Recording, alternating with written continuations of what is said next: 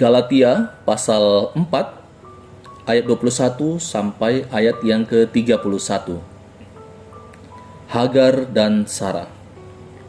Katakanlah kepadaku, hai kamu yang mau hidup di bawah hukum Taurat. Tidakkah kamu mendengar hukum Taurat? Bukankah ada tertulis bahwa Abraham mempunyai dua anak, seorang dari perempuan yang menjadi hambanya dan seorang dari perempuan yang merdeka? Tetapi anak dari perempuan yang menjadi hambanya itu diperanakan menurut daging, dan anak dari perempuan yang merdeka itu oleh karena janji. Ini adalah suatu kiasan, sebab keduanya perempuan itu adalah dua ketentuan Allah. Yang satu berasal dari Gunung Sinai dan melahirkan anak-anak perhambaan, itulah Hagar. Hagar ialah Gunung Sinai di tanah Arab, dan ia sama dengan Yerusalem yang sekarang, karena ia hidup dalam perhambaan dengan anak-anaknya. Tetapi Yerusalem surgawi adalah perempuan yang merdeka, dan ialah ibu kita. Karena ada tertulis, bersukacitalah hai si mandul yang tidak pernah melahirkan.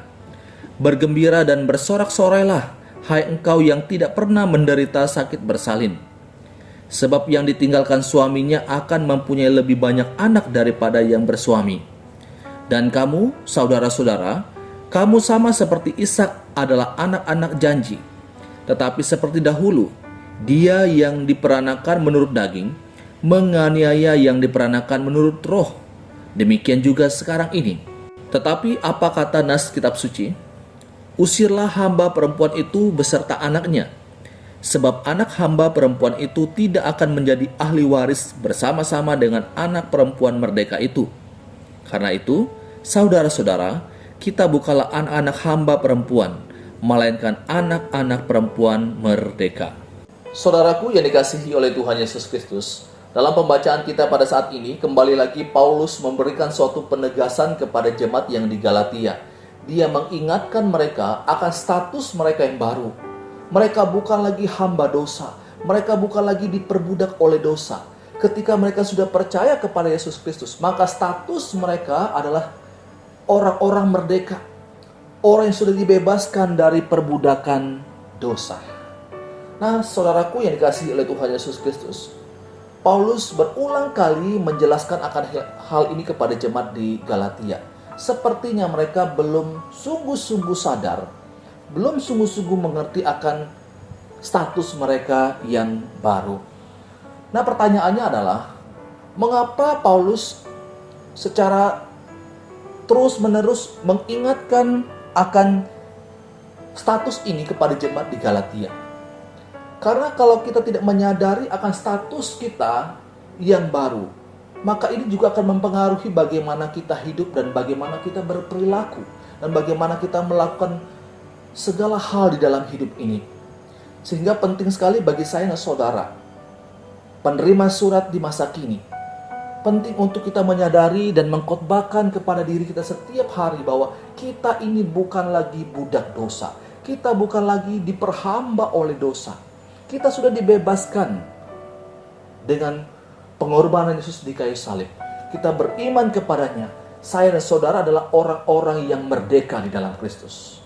Nah, kalau kita adalah orang-orang yang merdeka, maka kita akan melakukan segala hal dalam hidup ini.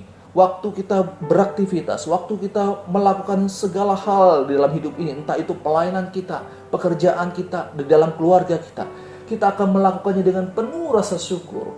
Tidak lagi merasa terbeban dalam menjalankannya karena kita sadar bahwa kita ini adalah orang-orang yang telah dimerdekakan di dalam Yesus Kristus. Sehingga ketika kita melakukan berbagai macam hal, kita melakukannya dengan sukacita karena kita sadar kita ini telah dimerdekakan, sudah dibebaskan menjadi orang-orang yang merdeka di dalam Kristus.